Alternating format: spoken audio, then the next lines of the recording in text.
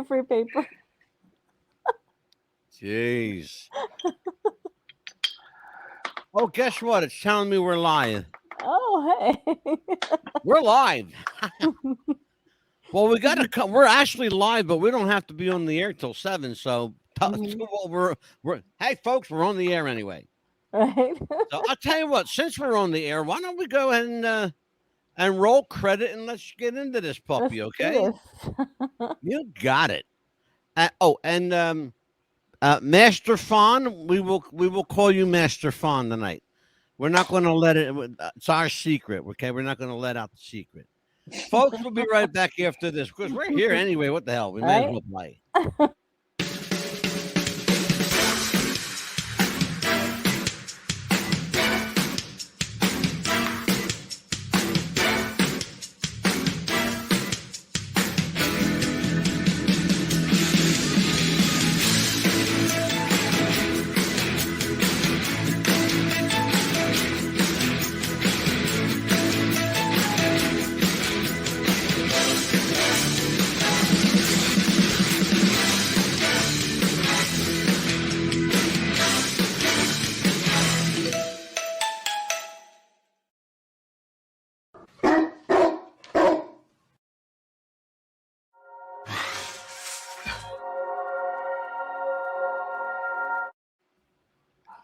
It's 4 o'clock in Los Angeles, California. It's 6 o'clock in Chicago, Illinois, and in New York City.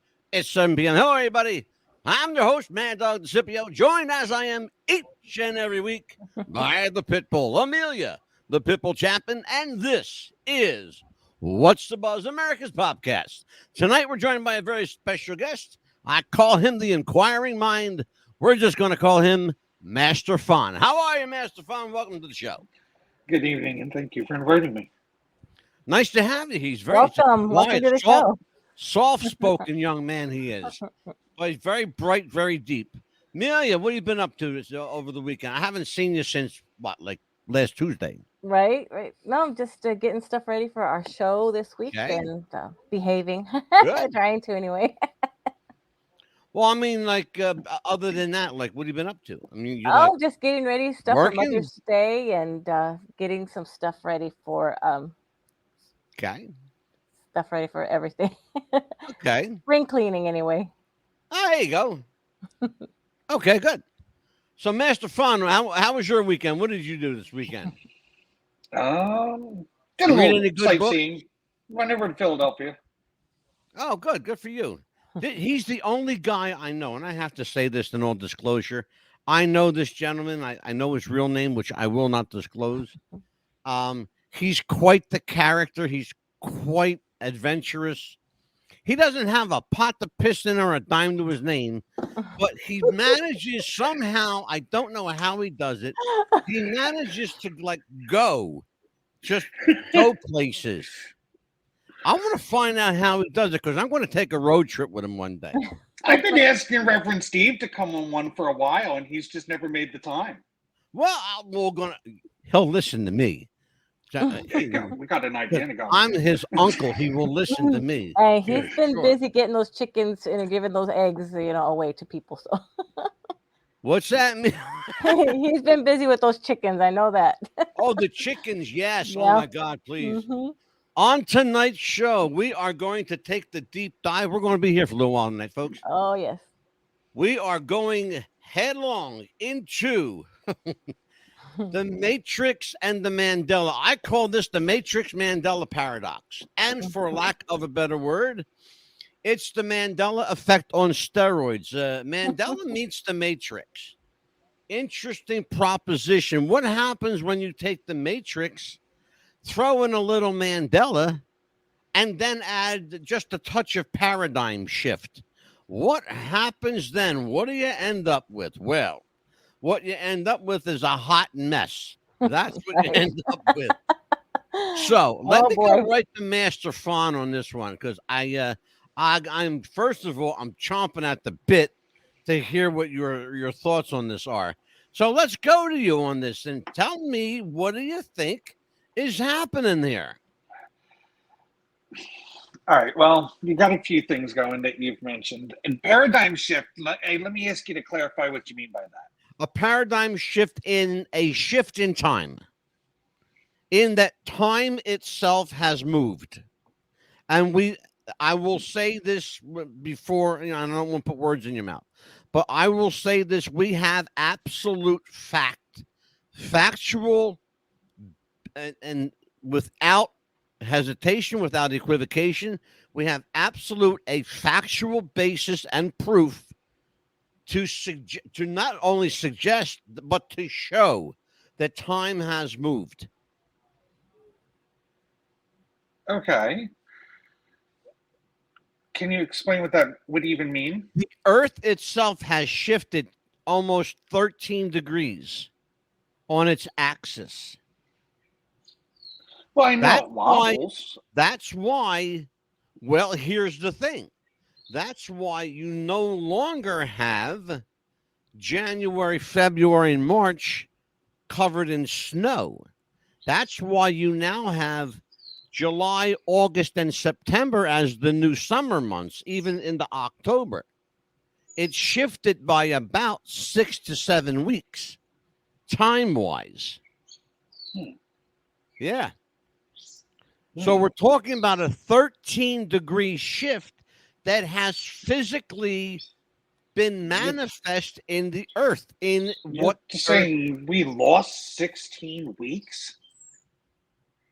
Lost or gained, depending on how you want to look at it. And that's an interesting question. I'm glad you say that. And it's interesting that you say lost. Some people think we've gained.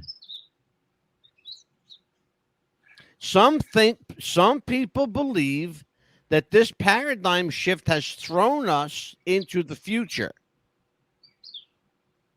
I will give you some beautiful classic examples, courtesy of the Pitbull tonight, of exactly what I'm talking about. In fact, there's no better place than to go there right now. Right. This is going to be kind of our first show and tell. So, without any further ado, let's take a look at this. Mandela Effects that are sure to blow your mind, part 2. In this video, we're going to talk about Mandela Effects in TV shows and music. Now, you may or may not remember the popular 1950s TV show I Love Lucy, but I'm sure you'll remember the famous phrase uttered by Ricky Ricardo every time that Lucy got in trouble. What do you remember Ricky Ricardo saying to Lucy? Number 1, Lucy, you have some explaining to do. Number 2, Lucy, you have some splaining to do. Or number 3, I think I'm entitled to a little bit of an explanation as to what is going on. Okay. What do you think it was? Oh, I know what it was. Tell me. I say it. It's number 2. Lucy, you have some splaining to do. Yes, I say it. When I walk in the house, I'll say it. I say it to my wife all the time. Poor Anita. Let's see what Ricky actually said. Let's see what he actually said. Pause the video if you don't want to hear the answer yet. If you selected number 2, Lucy, you have some explaining to do, then you're wrong. Here, let's listen to what Ricky actually said. Now, Mrs. Ricardo, if you don't mind, I think that I am entitled to a little bit of an explanation of what is going on here. The answer is number 3. Well, she's right in a very small sense. Ricky did say that on one episode of I Love Lucy. But on 4 episodes, and only 4 episodes of I Love Lucy, did Ricky Ricardo, played brilliantly by real-life husband Desi Arnaz, did he actually say, Lucy, you have some splaining to do? And that's exactly what he said. So, yes, they're both right. But I think the way this, and Amelia and I have talked about this, I think the way this video is tailored is to kind of play a mind fuck on you. But it's not really a true mind fuck. Let's continue.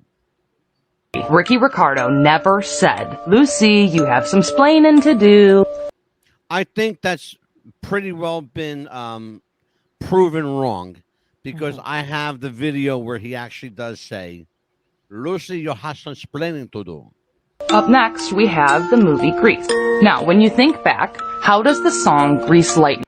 Master Fun, yeah, you're familiar, your film. My mother made me watch that movie when I was younger. I know that movie. Okay. Well, then you'll remember exactly how it went, right? Uh-huh. Let's take a look. Begin. If you're like me, you remember it beginning. Why this car is automatic, it's systematic, it's hydromatic, why it's grease lightning, right? Here, let's listen. Why this car is automatic, it's systematic, it's hydromatic, why it's grease lightning. Well, apparently it's never gone like that. Now let's watch. Evidently, it's never gone like that. Let's listen. A clip from the movie Grease where John Travolta says it. Now look at this. Well, this car could be systematic, hydromatic, ultramatic. Why could be grease lightning? I'm sorry. Okay. Now, tell me if we're all losing our collective fucking minds, Obviously.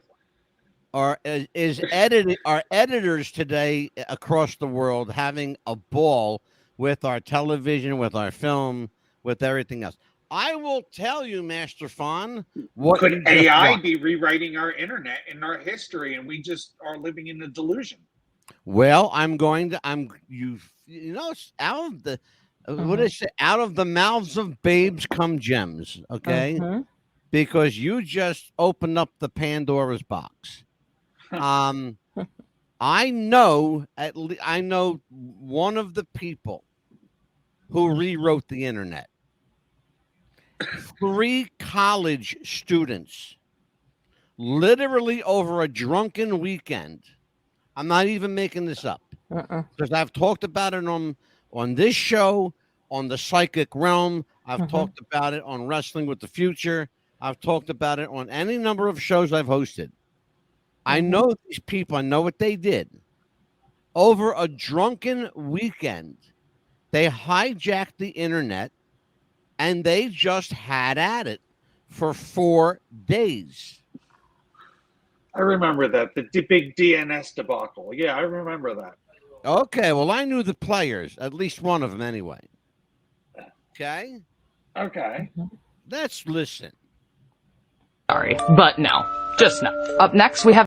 It's never been that. It's always been this car is systematic, automatic, hydromatic. Why it's grease lightning? Not could be grease lightning. That was an outtake from the film that you just saw. It was not included in the original motion picture. What was actually included in the original motion picture was, while this car is automatic, this car is systematic, this car is hydromatic, why it's grease lightning? Go grease lightning, burning up the quarter mile. You just got me to sing. That's what you saw, okay? You saw an outtake. So again, they're playing a bit of a mind fuck. This is Michael Jackson. The song Billie Jean by Michael Jackson. In this song, who told Michael Jackson to be careful who you love and be careful what you do? Was it 1, his mother, 2, his mama, or 3, his father? Was it Mama always told me be careful what you do? Was it that, Amelia? Was it Yes. Mother always told me be careful who you choose? And then also it says, or was it father? So it was mother, mama, or father. How about you, Master Fawn? I have no idea. I never listened to Michael Jackson. Well, I remember I watched the clip and everything like that, so I do know the answers. So it was actually mama. Pause the video if you don't want to hear the answer.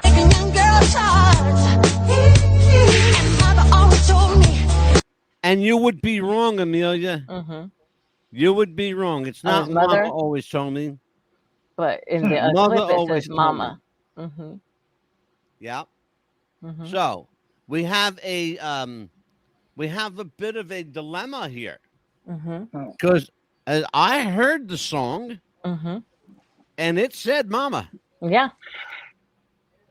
Yeah, I'm So familiar now- with the song, hearing it on the radio, and I do believe that that is the lyric. Yeah, Mhm. Mama. Mama always told me. It wasn't Mother always told me. Mm-mm. Now, I don't know who inserted Mother, but with AI, Mm-hmm. it's easy to rewrite our history. It's easy to Yes. rewrite music. Sure.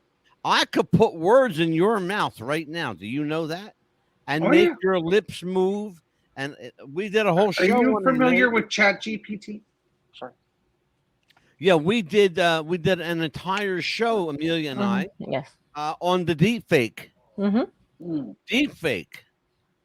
I could put words in Donald Trump's mouth and make him say what I want him to say. We've seen it happen. Mm-hmm. Be careful who you love. Be careful what you do. There's a lie coming through. Yep, you heard it right. He now says mother. So if you said mother, congratulations, you got it right. But if you're like me and remember him saying mama, my brain hurts.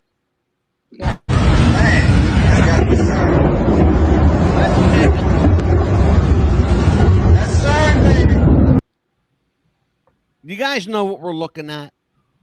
Mm-hmm. You are looking at the paradigm shift. You're looking at time moving. That's a portal. That's a portal to another dimension. Some people Do they believe even know where? there's strong belief that it's the gateway to hell. Kirby. And I'm going to show you a video when we do our CERN episode of literally I can't, ladies and gentlemen, I promise you, I assure you, I can't make this up. I am going to show a video on this program of a satanic ritualistic dance being performed literally at CERN headquarters in front of a literal portal to hell. You can't make this up. I can't not make this up. Please, I assure you, join me for that show. Watch.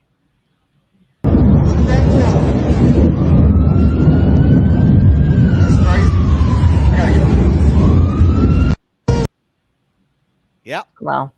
So anyways, now, yeah, that's pretty healthy stuff. What do you think? I would love to know way more about that whole very last video right there. Like, wow. By the time I'm done with you, you're going to be an expert. Trust me. It's scary stuff. Know more than you want to. Let's take a look at, again, another example of what people are calling a glitch in the Matrix. The first time we heard the term glitch in the Matrix, Amelia, you want to give it a guess? When do you think? I would say When do you probably think's the first 1903, maybe in the early When? 1900s. 1900s, early 1900s. You're in the right part of the century, I'll tell you that. 1903, maybe. I'll say you're in the right part of the century. Master Fawn, when do you think the first time we heard the term glitch in the Matrix? I'm gonna say everybody else and say when the movie popularized it. Actually, no. Amelia, you're actually closer in terms of years. Mm-hmm. The first time the world heard the term a glitch in the Matrix, it was given to us by a television host and producer and writer named Rod Serling. It was first heard on the Twilight Zone in 1957. In 1957 is when the very first term everyone for the first time heard that term, a glitch in the matrix. Okay, don't forget what Rod Serling was, a science fiction writer. Yes. That's what he wrote. And did you know that they're making that show again? They're redoing that show with the different actors, but a different Yeah, host. they are. They're doing the. I actually believe it may actually be out already. Yeah, we're actually watching some shows already on Yeah. it. Master Fawn, are you a big fan of that kind of television? I dabble in all kinds of sci-fi. Like there was a show in the '90s known as Sliders. I don't know if you remember that. Sure. That got me into a lot of the physics and things like that. I had a friend who was into nuclear physics, so we would talk about if this was possible, like how we would actually even build a device to do it. It was actually kind of cool. Like there has actually been people that tried to develop this. It's interesting you mentioned the show Sliders. Amelia and I talked about it about 3 weeks ago when we did our show on kind of quantum physics. I'm a big Quantum Leap fan. From the original, with Scott Bakula. With Scott Bakula, Dean Stockwell and the Scott Bakula. Yeah, that's going. He'll always be Enterprise to me. Yeah, right. Exactly. So we'll see where his head is at. But I want to show before I show another, because we got some videos to show. I want to get into Amelia a little bit. You and I, you more so than I, but I've been watching a lot of TikTok lately. You're on TikTok every day at some point for some time every day, right? Throughout the day when I can. How much, if you were to estimate the volume of content, how much content by volume does this subject matter consume on TikTok? I would say if it depends on what your likes are, because they put on there this you might like, and then you click on it. Yes. Forget that. Oh, well, I would say I'm talking in general terms. About 75% probably. I was hoping you would say about 75. I was hoping you'd say around between 70 and 80%, because my slim research onto TikTok, and I'm really a novice at TikTok, but my slim investigation of TikTok has yielded at least 70% by volume, and I think I'm pretty close. And it's growing. And growing. Yeah, and growing.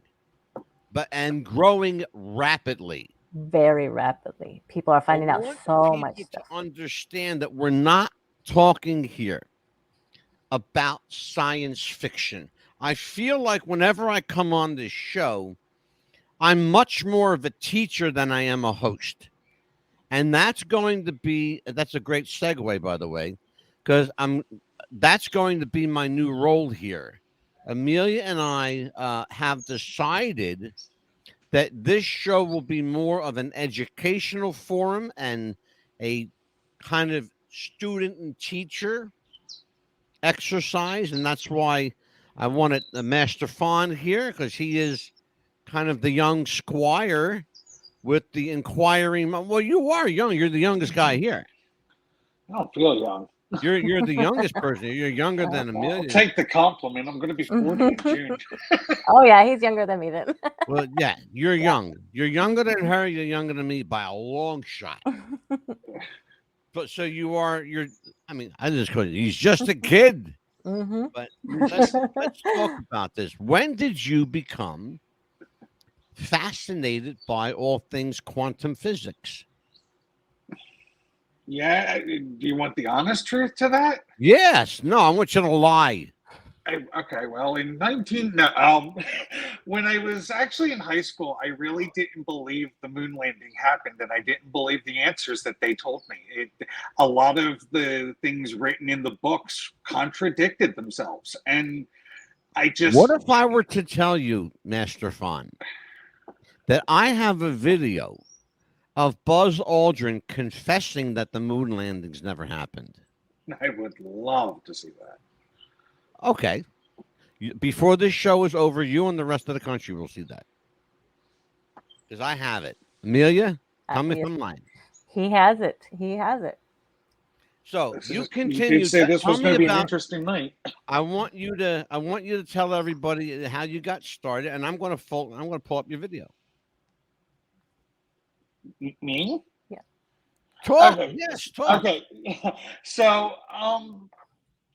I first got into a scientist who was talking about the moon being a plasma ball and that it wasn't even a solid mass.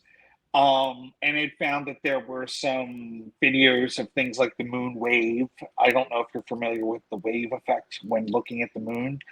And people were talking about how it may be a holographic figure. Then I started actually looking that in history, the moon didn't appear in literature until rather recently in human literature. It's actually as if it just appeared out of nowhere, and no one talks about that. And so I just started digging deeper into questions because no one seemed to, and every time you asked a question, they said, "You're crazy. Why are you even looking at that?" Yeah. So it just kept a snowball effect from even questioning, does the space station exist? Like, I have some serious questions that, how do you can't air condition the building. You have 7 people and all of this equipment running. How do you vent the heat? Just some basic, simple questions. Yeah.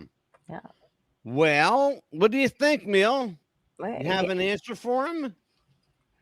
Well, the moon, I mean, it's just basically nobody's been able to get up there because it's just so, there's no wind, there's no oxygen. Nobody's been able to be up there really, and they're not going to be up there because as soon as you, I think, what'd you say, Angela, when you hit the atmosphere, there's a lot of, what is it, a gas or something? What did you say it was, that you'll explode, or what was it that you said? Oh, the Van Allen radiation belt. Yes, yeah. You'll burn as soon as you hit it. You won't be able to get anywhere past that. So there's no way that you can go anywhere after that. And as far as anyone going anywhere to the moon, you can't. I mean, nobody's been able to do any of that. Not even the rocket. They even have proof where we should go up there, past the Earth or something like that. Everything melts. So it's like not even part of that. It will beyond you. Mm-hmm. Oh, he's you want to talk about, a Hadron Collider. Here we go. We're good? Mm-hmm. Are we back? Yes, I can hear you. Are we back? Yes. Okay, good. All right. I just want to make sure because, we have a little bit of a delay here. We got about a 5-second delay. I don't know why, but we do. I did find that video. I'm going to play it before the show is out. But yeah, I'm going to play the whole thing too at the end of the show. But before I do that, I want to show everybody something that I came upon. There it is. Hot damn. I want to show everybody something I came upon very recently, and it struck me as vaguely familiar. I'm thinking to myself, where did I hear this story before? And then I went, television. There's a show called Manifest. You guys familiar with the show? I've seen that years ago. Guess what? I found the real true story that show was based on. Let's take a look. Flight 914 traveled 37 years into the future. In the summer of 1955, passengers boarded a plane that took off from New York to Florida. The flight was only supposed to take 3 hours, but once it was over the Atlantic Ocean, the plane disappeared off the radar without a trace. Hours passed, and the rescue team was sent to find the plane, but their efforts were futile, and it was later assumed that Pan Am Flight 914 had crashed. The airlines declared the case closed, until 37 years later, in Venezuela, when an air traffic controller, Juan de la Corte... By the way, all documented, all verified, absolutely proof positive this actually happened. Let's continue. Identified a mystery plane claiming to be Flight 914, requesting permission to land in Miami, Florida. The authorities were called and the plane landed safely. However, after realizing what year it was, the captain, still in shock, yelled over the radio to stay away, frantically started up the plane, and took off into the horizon and was never seen again. That is why many people are wondering, how did... That's Manifest. Mm-hmm. That's the true story of Manifest. And of That course, really happened. Yeah, it really happened. Mm-hmm. Yeah. Yeah, it actually happened. For all we know, that plane is still circling somewhere. Somewhere. You know? It actually happened. Proof positive, documented. They have it on radar. They've got the radar film. You know, the what do you call it? Yeah, that little thing where it shows on the plane. The oscillograph. They have the Mm-hmm. oscillograph. I had to think of the name. Mm-hmm. They have the oscillograph of the radar. You can't make that up. So what happened? How did that? What were you saying? What They happened traveled was through a time? plane from 1955 Mm-hmm. that took off and should have had about a 3-hour flight, took 37 years to land. Where was it between then and now? By the way, no one on the aircraft aged. They were all wearing the same clothing. Every person to the person on that aircraft was exactly as they left according to them, 3 hours prior, 3 to 4 hours prior. They find out that they're not only are they in the future, but they're 37 years in the future. The pilot snapped, as you would expect him to. His mind just went on Bizarro World. Okay? He starts his plane. He taxis down the runway. He takes off out into the wild blue yonder and never seen again. Wow. Still don't know whatever happened on that plane. No way to track him. No reports of an air crash. No reports of a plane crash at sea. No reports of a plane crashed in the mountains or the jungles. Nowhere. Nowhere on the globe. Do you hear what I'm saying? It didn't just disappear. It disappeared with no trace. Okay? Oh, goodness. It's gone. Like, it's gone. How do you explain that, Neil? Do you think it's a case of MK Ultra gone wrong? Oh, interesting proposition. What do you think of that, Master Fon? MK Ultra, wasn't that what they thought was the Kennedy thing where? Oh, they know they factually that was the Kennedy thing. Yeah, but you'll never get to them. But they know. Yeah, we can talk about that if you want. Mm-hmm. Well, that's what. You know how many shows we've done on John Kennedy on the show here? Please. Never we got ending. more lined up. We got more lined up. I have to tell you about the time I was down there in Dallas and actually looked around there. It was actually cool.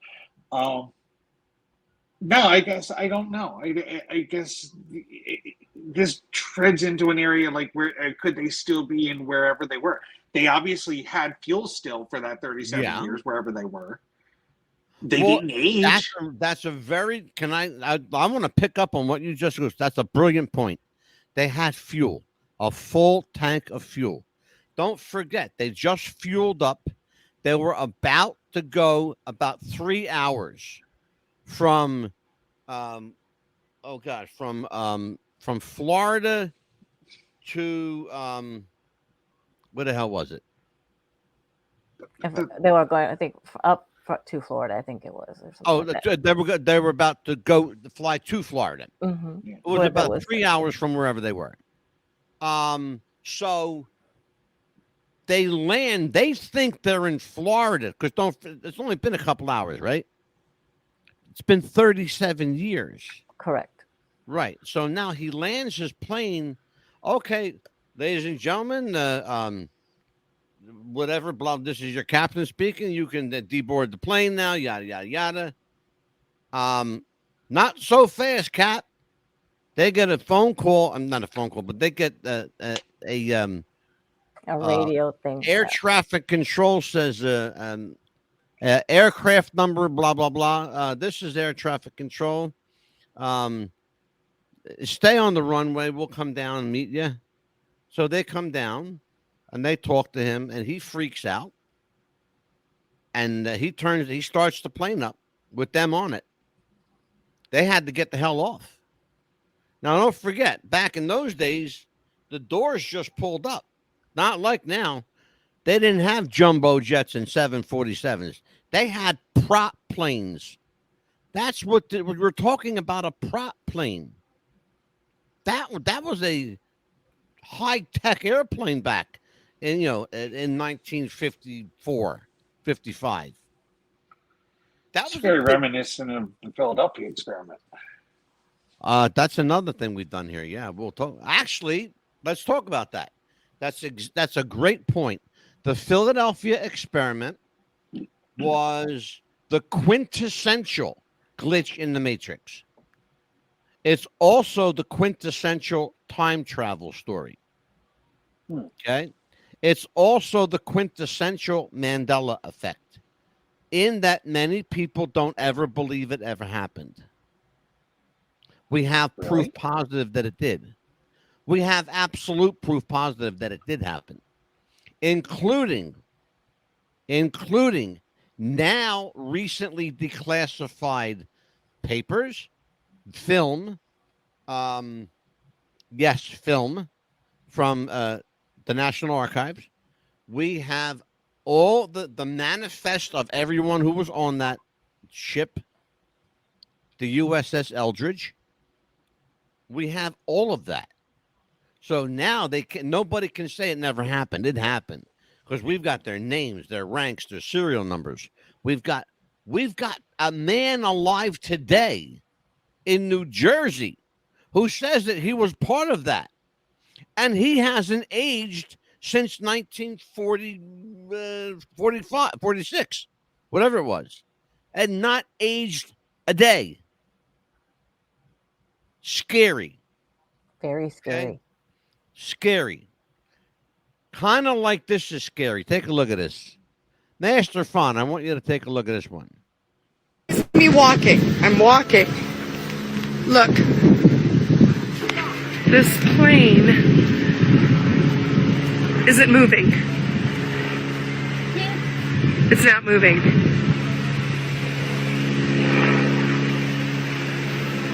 But it sounds like it's moving. You can hear the engine. All right, everybody sees me walk. I just stopped that for a second. You can hear the engine. Okay?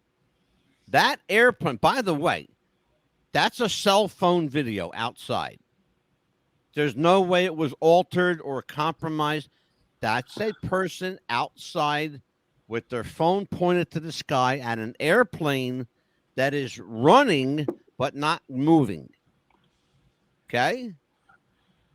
I'll show it again. Everybody sees me walking. I'm walking. Just watch. Look. This plane isn't moving. You can see it. You can clearly see it's not moving. It's not moving at all, and that's a live video because you know she's recording it live right there, so there is no altering to that video. Right. Yeah, look at that. It's not moving.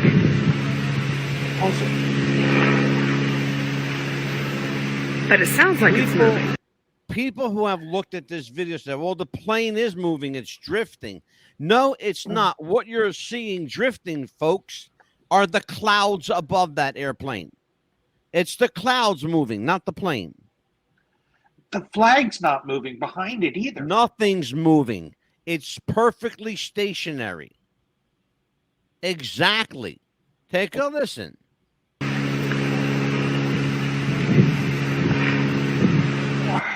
All right, everybody sees me walk. Okay. It's like it's trapped in a wormhole trying to open up or something like that. It's exactly, Amelia. Well, you come up with some good ones sometimes. That's exactly what it is. They are, I believe, exactly what you said. They are trapped in a wormhole. They are trapped in what's called a paradox. And that's the essence of tonight's show. It's the Mandela Matrix Paradox. And how do these things happen? Why do these things happen? Why are they not more predominant on media and things? Why is no one talking? I'll tell you why. Because the media wants to distract you with how stupid Joe Biden is.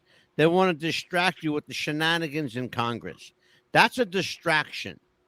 Purposely designed. Every time you see something happen in Washington, that's a distraction as to what's really going on in the world. Yes, it is. I came across something today that no one wants you to see.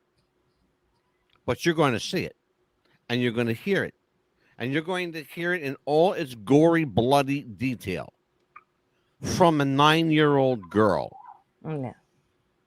who was forced to eat a baby. I didn't make that up. You just heard those words just came out of my mouth. Okay? And you're not going to hear it from just one 9-year-old girl. You're going to hear it from a 12-year-old boy and a 9-year-old boy and a 13-year-old girl. And you're going to hear them name names. Let's take a look at this video. Now that Master Fon's jaw has hit his floor, take a look at this. Oh, shit, Brandy. I'm going to send it to you. They're lifting off. There they go. Oh, shit, Brandy. I'm going to send it to you. Oh, we're seeing as a helicopter taking off. You see a helicopter doing a vertical lift. There's one problem. If you're listening on radio, say, oh, well, helicopters take off all the time. True, but usually the prop moves. Okay? We got a helicopter taking a vertical lift with no prop movement. Yeah. And it's going straight up. The propellers, they're not even moving on top. No. I'll show it over and over again. There you go. Oh, shit, Brandy. There you go. Where's it going? How does that work? It's, by the way, that helicopter is a police helicopter. That's what I was going to ask you. It's not just any old helicopter. It's a police helicopter, and it's on the street in front of a house across from a parking lot with very, very little room for that prop blade to move. But that helicopter is taking off a vertical lift with no prop movement. I want to know how that's happening with no noise. With no noise. That is stealth. You ain't the only one. That is stealth technology. Yeah. Okay. What? How did that happen? Wow, it barely had any really room to even lift at all. It was that rural neighborhood. Yeah, I'm just speechless. Yeah. I'm sorry. That defies logic and science. How does that work? That's what we do on this show every week after week. We defy logic and science. All right. Yep. Am I lying? Please tell me No, if I'm lying. you're not lying at all. Every I mean, week. it's like hidden in plain sight. It's right there in front of you. As you say Hiding every in week. plain sight. I've got so many You questions. Let's just recount. I want to recount for the radio audience what we experienced tonight. We experienced cars crashing into nothing and suffering severe damage. We witnessed a young boy plucked out of the street from some invisible hand. Okay. We watched a helicopter take off with no rotary blade movement. No. An airplane in the sky with its engines running, but completely and utterly still, including the flag that it was dragging behind. That, by the way, that's an advertising plane, and they have them here in New Jersey, all over the coast. That's where they fly up and down Atlantic City, Wildwood. Oh, here too, everywhere. All the beach. Yep, everywhere. Okay, those advertising planes, you can see these big banners behind them. That banner isn't moving. Speaking of advertising, we have a commercial break. We do. Right now, I am actually 1 minute late for my commercial. We want to welcome our newest. Check this out. Sit back and enjoy a word from our sponsor at Shopify. Jess wanted to start a business when something surprising happened. Today, I'm going to teach you how to crochet. She started crocheting, like a lot. And her friends noticed. Jess, you need to sell those. So she signed up for Shopify and started building her business. Yes, I love that. And after a lot of hard work, this happened. Oh my gosh, I just made my first sale! You see, every day, hundreds of businesses get their first sale on Shopify. We got a ding! And the next could be you. So when you're ready to bring your idea to life And become your own boss. build it on Shopify. What's Buzz Podcast wants to welcome Radioactive FM 88.6 in Wellington, New Zealand, Radio Perth, Australia, and RTL Radio 102.5 in Milan, Italy. Welcome aboard, and welcome to the Buzz. Do you have sweaty balls or volleyball netty balls? It's time to make them ready balls. The Manscaped.com Lawnmower 3.0 will do the job and clean your knob with its patented no-nick head, so your head will function as desired. Enter promo code Wrestling Future for a generous 20% discount. That's enter Wrestling Future for a 20% discount. Manscaped.com and Wrestling with the Future, going balls to the walls with Manscaped.com and the Lawnmower 3.0. Your balls will thank you, and so will we.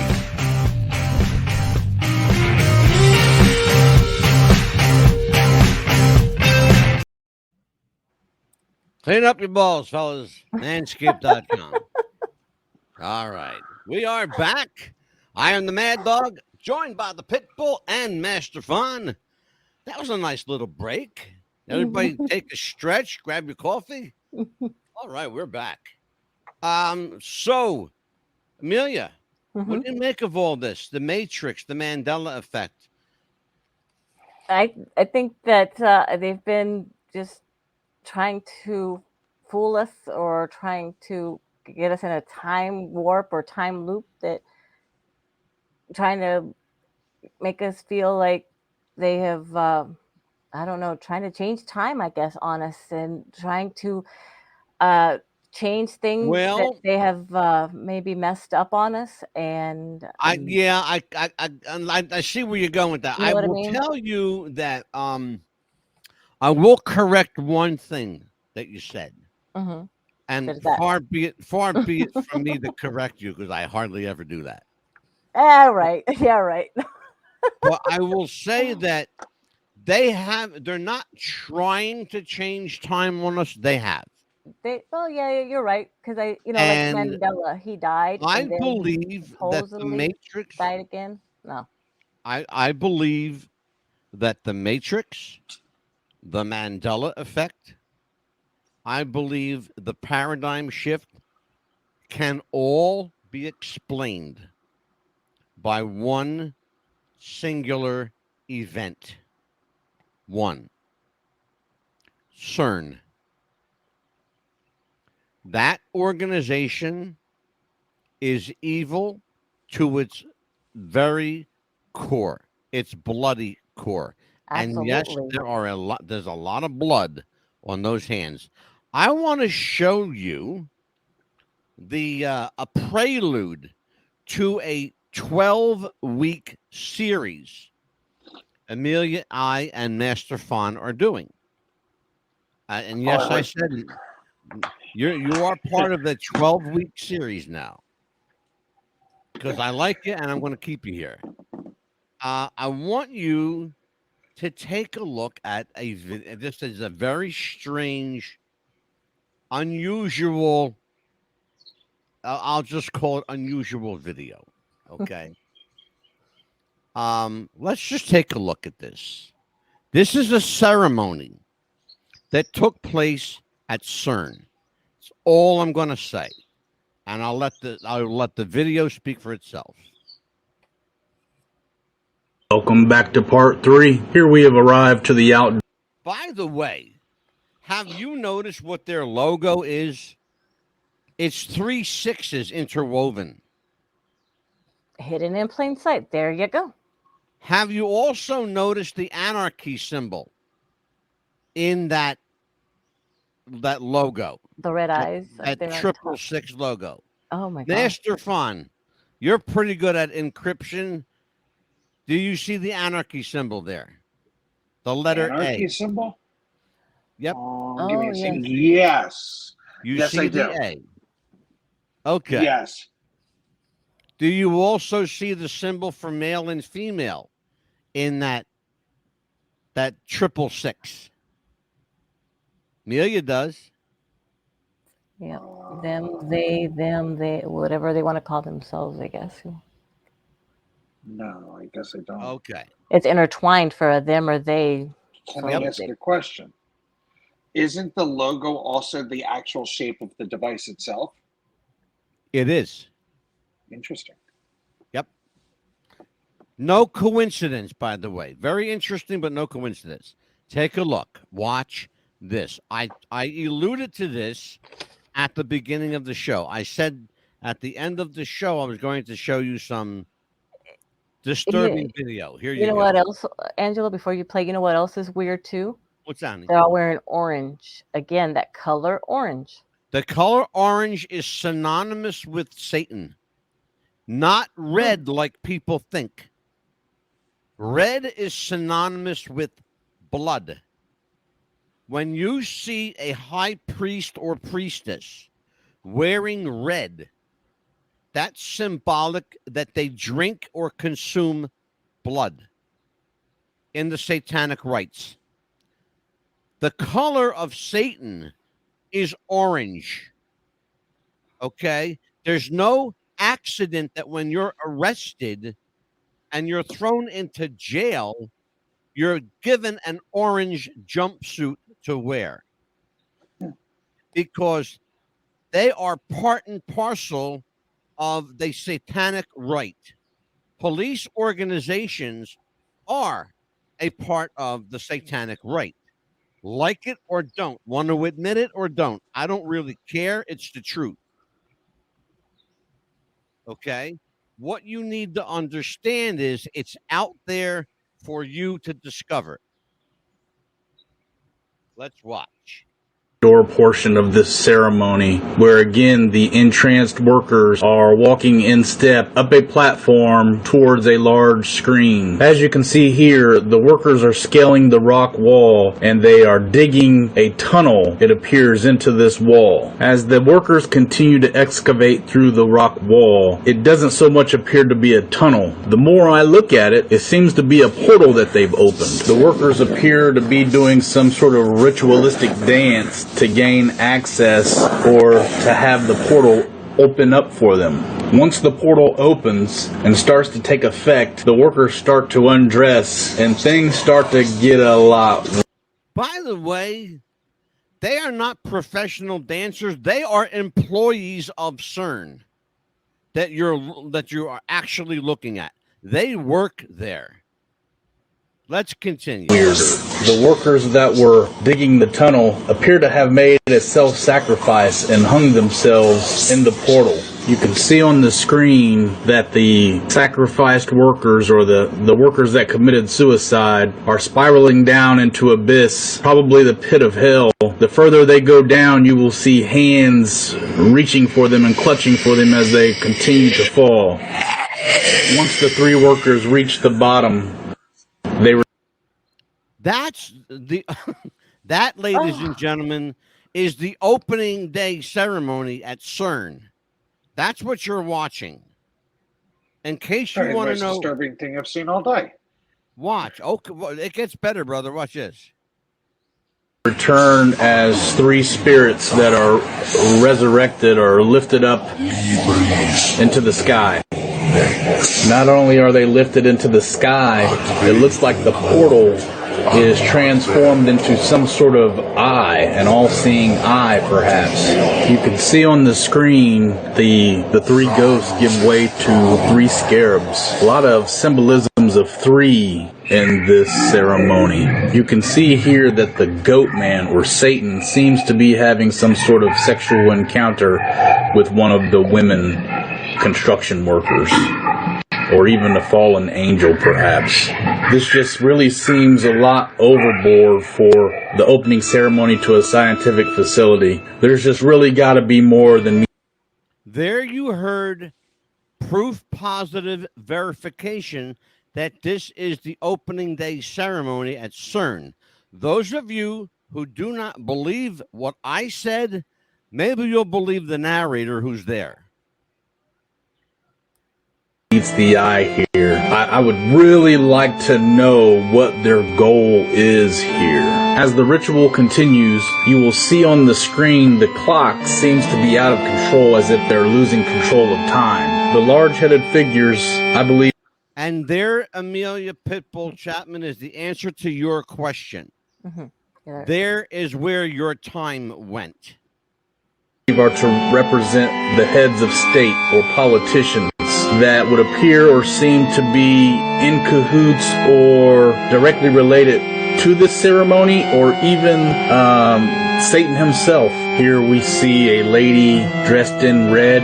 Again, red symbolizes blood in these type of ceremonies. And in the background, you see the clock that is out of control. This losing control of time scenario, I've had a few people comment on the belief that this CERN machine has pushed us through or forced us into another dimension or an alternate reality. And there you go. Yeah, that lady in red probably represented Beyonce, because it looked like her, probably her. It was not Beyonce, but I'm glad you mentioned Beyonce. She, by the way, and I'm going to say this on the air, Beyonce was chosen to be the Illuminati queen in the United States. She turned it down. Because of her children, or just because she had a conscience? Because of her faith in Jesus, believe it or not. She turned to the good guys, to the good side. Oh. Maybe. Yeah, well, I guess the good side's convenient if you realize that being the Illuminati queen comes with a price. Okay, you've seen all those CERN workers paying the price, being hung in effigy, being self-sacrificing themselves for the machine. Okay? And then whatever voice was coming Did out you of ever that. hear the expression, a ghost in the machine? Yes. There you go. You just You're saw talking it. to a computer geek now. Okay? Brother, I'm more of a geek than you understand. What was scary was that voice or something, whatever it was saying. It was just creepy. Yeah. He was there. Interesting stuff. That's just the tip of the iceberg with CERN. You understand? If they're really now? a scientific organization, what the hell was that we just watched?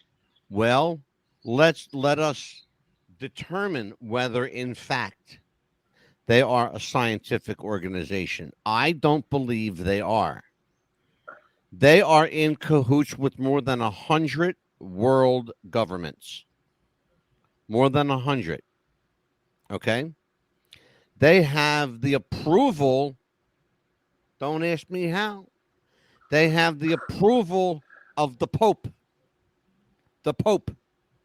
And every other head of religion on planet Earth. How's that work? Which only goes to to prove my theory that everybody makes a deal with the devil. I don't care who you are. I'm going to show you a video. I'm going to show it now. Yeah, I'm going to show it now. I'm going to show you a video that's a little disturbing. More than what you just did?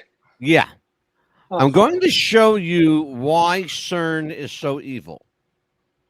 Take a look. Is this the city where Satan has his throne? Watch this. This is the city where Satan dwells in. In Revelation chapter 2, verse 13, the Bible says, I know where you live, where Satan has his throne. Yet you remain true to my name. You did not renounce your faith in me, not even in the days of Antipas, my faithful witness, who was put to death in your city, where Satan lives. Well, if you look up the martyr of St. Antipas, you'll see that it was under the reign of Emperor Nero, in a city that is now known as Geneva. And if you're wondering what's in Geneva, you'll find the company CERN, whose main mission is to create the God particle, attempting to split the veil between the supernatural and natural realm, possibly opening a supernatural portal to the underworld. So, very interesting. Comment your thoughts. Follow for more. Well, what do you think of that? A lot. We do the deep dive on this show, folks. So, yeah, you can't make this stuff up. I tell people, Amelia, I'm not even going to blow my own horn here. Just no, you cannot make this shit up, people. Angelo does his research. I tell you. And he even said the word, the narrator even said the word, create the particle. Yeah. Yes. I said that. Mm-hmm. I said they were out to create. What did I say to you earlier? I said they set out to create. There was no accident. This was not by chance. This was a deliberate, purposeful, scientific experiment to create the God gene, the God particle. Remember who Satan is. Satan is CERN. Satan lives in the machine.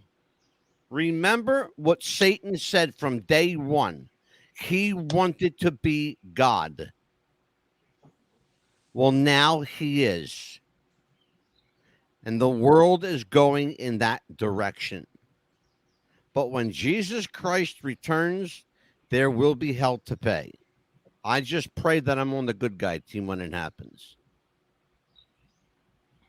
Yeah, everybody's going to have to choose sides. And I tell you, it's not going to be pretty if you choose the other side. There's one more little video to show before we say goodnight to everyone. This is kind of humorous, but it's also quite thought-provoking. This concerns the time in history when icebergs ruled the ocean.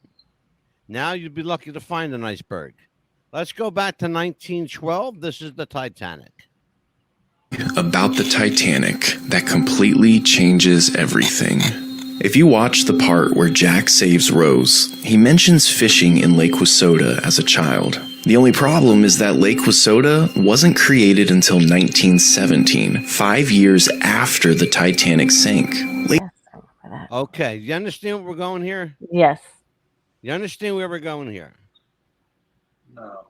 Lake Wissota wasn't even created in 1912. How could Jack go fishing with his father in Lake Wissota when he was a little boy when it didn't exist? My stupid answer to this would be writer's mistake, because the story of Jack didn't Well, even exist. and my response would be that's a plausible explanation, except for the fact that James Cameron, the director of the film, said that this is the most historically accurate accounting of the Titanic sinking ever made, because they did painstaking research down to the detail, quote unquote. Mm-hmm. Yes. So the Jack story exists? Let's continue. Well, let's see. Later in the movie, he tells Rose he wants to take her on the Santa Monica Pier roller coaster, but that roller coaster didn't exist for another 4 years. So what does this all mean? Well, the theory is that Jack is a time traveler, sent back specifically to save Rose in this scene. But in doing so, he changed the course of events, which led to the ship hitting the iceberg and sinking. There is a theory. What they're doing is Jack is both the hero and the anti-hero here.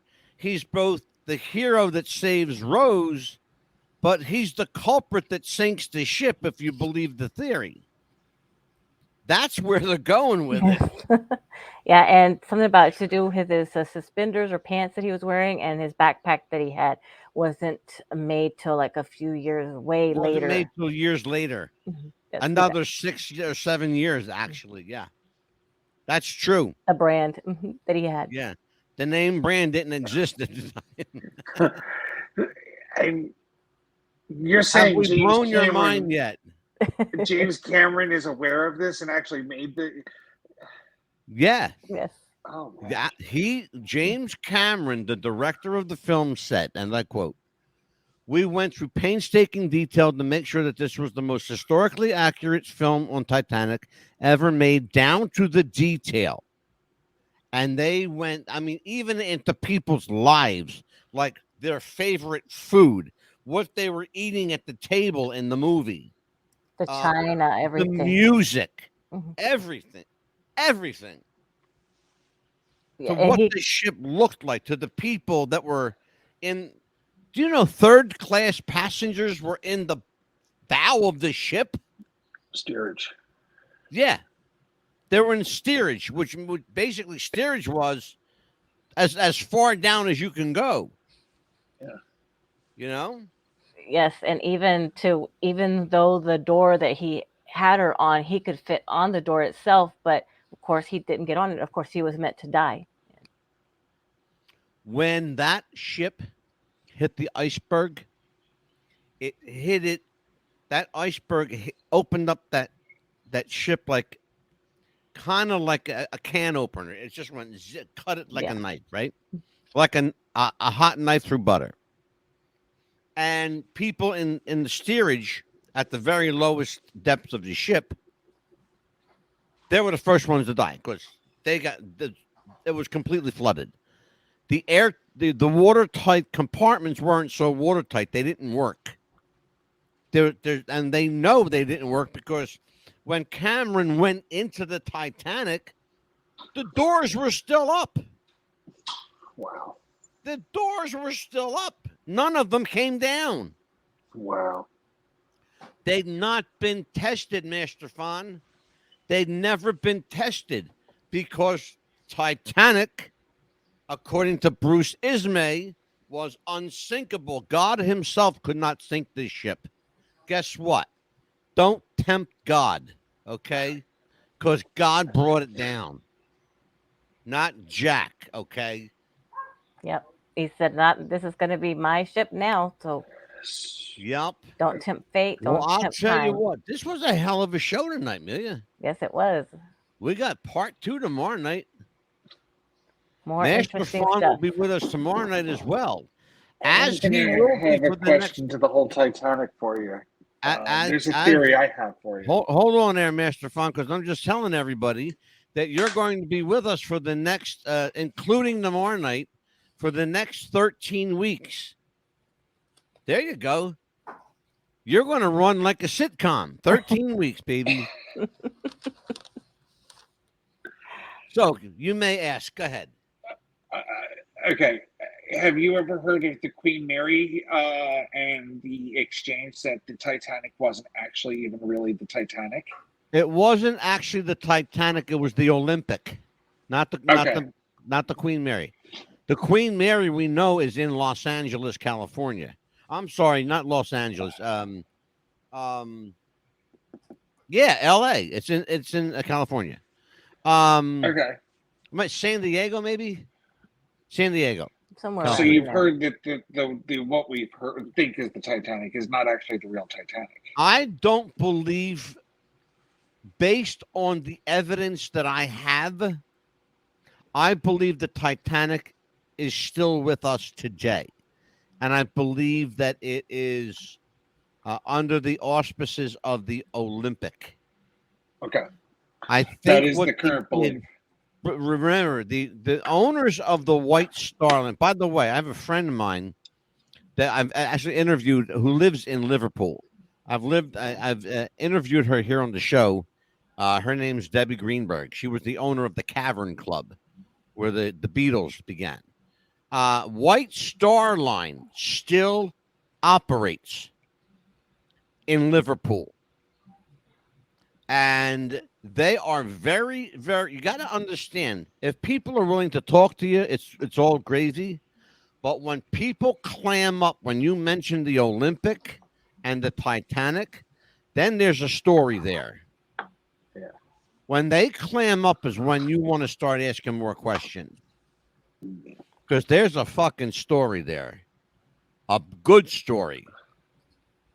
Yes, there is. And I'm not going to stop. Well, tomorrow we have the Mandela Effect. And of course, we have the Matrix Part 2. And on the 15th of May, we have, we're going to have Marcus Cahill, which is a look-alike of John Lennon. Oh my gosh. He is a John Lennon tribute artist from Australia.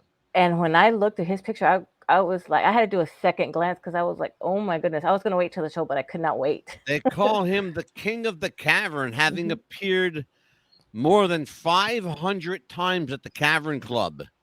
I could not wait to, I was going to wait. And then we have Don Ely coming back to join us that night. Dan Ely, the man who met Paul McCartney. My friend Dan Ely will be here talking more Beatles, talking about how he met Paul McCartney, how he gave Paul McCartney his beautiful Rickenbacker bass, and that story that he told us about that bass. Oh, my God. Master Fun, I encourage you to listen to the Dan Ely episode, The Man Who Met McCartney. That was interesting. What a hell of a show that was, brother. Great show. A wonderful gentleman by the name of Frank. He's in Houston. That's what we know him by. Frank in Houston. We are going to call him Frank in Houston. Is my other friend that is doing amazing work with the blind people in Houston, Texas, getting them food, getting them getting them a place to live. Got a bunch of people places to live, food on their table, clothes on their back. Gets them out, takes them on field trips. He has really invested a lot of time and energy into helping people. Frank just raised. Check this one out. He and a couple of people on TikTok just raised $2,500. That's wonderful. To send a blind guy to his very first NFB convention. Now, what is the NFB convention? It's the National Federation of the Blind. Oh. And it's being held, guess where it's being held, Amelia? In New Jersey. Houston, Texas. Houston, Texas? Oh my God, how neat. Wow. In Frank's hometown. Oh, that's Houston. wonderful. Yeah. I just saw a clip of them when they went out to eat. I think it was for St. Patrick's Day. And Frank will be here, and we hope he's going to bring Angelo and Adair with him. I believe so. I wish he would have brought Marie, though, because she's funny. When you talk to him again, just let him know that we're promoting him on the show. Oh, absolutely. Yes. Okay. Master Fun, you have anything to promote? I'm good. No, you're good. I'm going to promote for him.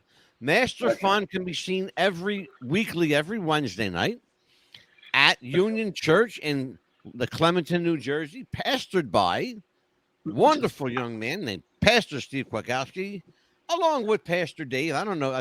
Pastor Dave Watts is the other guy. I call him the other guy, the other pastor. Sometimes I think Dave just wants me to shut up because I ask a lot of questions. Nope. No. I like your questions. You ask really deep questions. It's good to ask questions. But it's what I do. This is what I do. I ask questions. If you do have questions or concerns or need someone to talk to, Pastor Steve is a wonderful person to talk to. Let me put his info is always up here. It's Pastor Steve Kwiatkowski, Union Protestant Church, and he is at 22 Naylor Avenue, Clementon, New Jersey, 856-896-5332. Steve sleeps with his phone glued to his hip. He's got his phone. It's always a hand reach away. So you guys, if you're out there, you need help, you need spiritual help, you need guidance, you need a place to live, give Steve a call. You need food in your stomach, give him a call. He will get you set up with the right people, the people you need to talk to. He's a great guy. He's one of the godliest people I know. And you don't have to be from New Jersey to talk to him. You can be from anywhere in the United States. Absolutely. And if you are on the streets and alone and you need a place, 1-800-786-2929, the National Runaway Hotline. We call it the Runaway Helpline. You can text for help at TXT, the number 4, HELP. That's TXT, the number 4, HELP. Text for help or 800-786-2929. That's the National Runaway Hotline. And if you are in New Jersey and you need help and you're on the streets, you can't get back home, we'll get you back home. Give us a call, 844-912-1291 if you are in North Jersey. If you are in South Jersey, give us a call at 609-348-4070. I'm sorry. The North Jersey number is 973-621-8705. Again, 973-621-8705. And the text number, if you need the text for help, is 800-912-1291. There is Master Fawn. He's back with us again. Good stuff. Well, I think we've had a very productive evening. And we're going to say goodnight to everybody for Amelia, the Pitbull Chapman, for Master Fawn. I am the Mad Dog, Angelo DeCipio. Join me tomorrow night at 7 p.m., where we're going to do it again, all over. One more time for the road. Take care, everyone. Bye.